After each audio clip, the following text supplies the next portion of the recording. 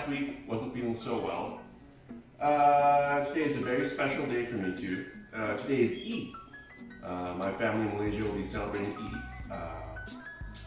So I thought of doing something a little bit close to home again. I wanted to make an Indian vegetarian breakfast. In Malaysia, it's not uncommon to have Indian food. The three dominant races in Malaysia are Chinese, Indian, and Malay. So it's not uncommon for me to have maybe butter chicken for breakfast or lunch, and then maybe satays for dinner, and then maybe the next day again for breakfast I'll have dim sum. Right? So you have all those mixes of races blended into the Malaysian culture. Just in case you were wondering why is there Malaysian food Indian food in Malaysia. So let's get started. Right now I have some onion, garlic, and ginger. Yeah. Throw that in there. Good amount of oil. Very good oil. For the record, Malaysian food, not very healthy. Super yummy though.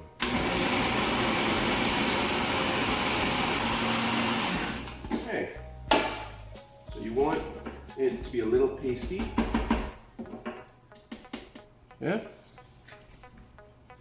Throw it in. Pot is preheated.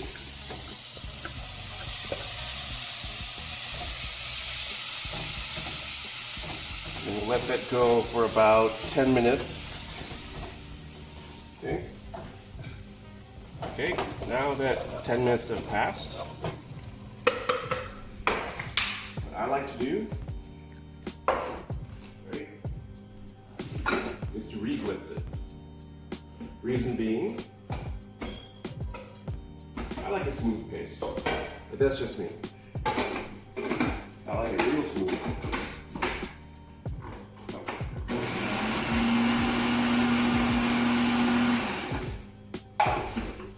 It helps with thickening the dal or the stew.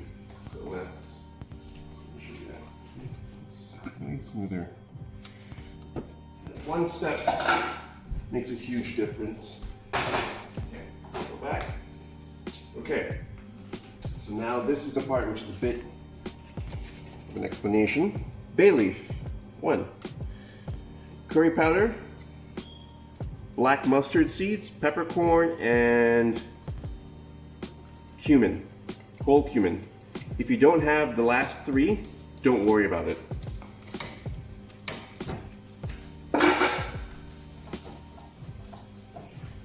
Mix, and you'll see here, look, the paste is brownish looking. You'll notice the peppercorns are in there as a whole, the mustard seeds and the cumin there as a whole. You could grind it, but I don't like it. If you happen to bite in the peppercorn, all I can tell is tough luck. You got the peppercorn. Okay. Now, tomatoes. Put it in. Take this step. And then we'll wait another 10 minutes. Break that down as it cooks until it's almost a homogeneous paste. Okay. Now you can see it's become a little bit more of a paste.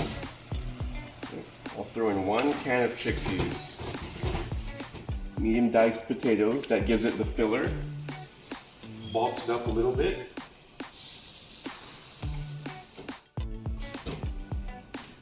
Some water. I like using chicken stock, but in this case, because it's vegetarian, we'll just keep it to water. Doesn't change it very much. Just a matter of seasoning it or cooking it till everything is soft. All right. So I've taken a potato masher just to give it a more how do you say? You'll see. The texture is a little bit mushy, but there's still some chunks in there. It's kind of what you're looking for.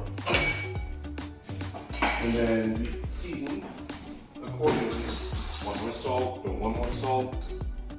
A little more salt.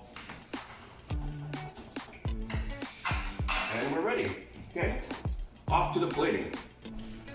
So right now, all you're seeing is a stew. What really is going on is there are these other things you add on for your breakfast plate and to complete the whole meal. So this dish comes particularly from a restaurant I used to eat during my childhood in Malaysia called Raju's. My dad would take me there on the weekends just to relieve my mom for making breakfast. You know, an easy thing. And we would go. We'd go for brunch, and that would be it, really. Okay, so I have rice that normally goes with it. It's normally eaten in a banana leaf. I'll show you some pictures of my experience there last few months ago. It's really good. So you have rice, chickpeas, and then I have some tomato and cucumbers. I just put some salt and lime juice on that just to cut the heat out. Last but not least is called Sambal Telur, which is basically sambal, which is a chili paste, and boiled egg. There, and that, open up. And as if it's not hot enough, Malaysians will normally add a little bit of sambal on the side. Let's give this a try. Just want a bit of everything on it. Cucumber, egg, lentils, rice, tomato, bit hot sauce, sambal. Let's see. Oh, pretty good. Okay guys, until next week, I'll see you then.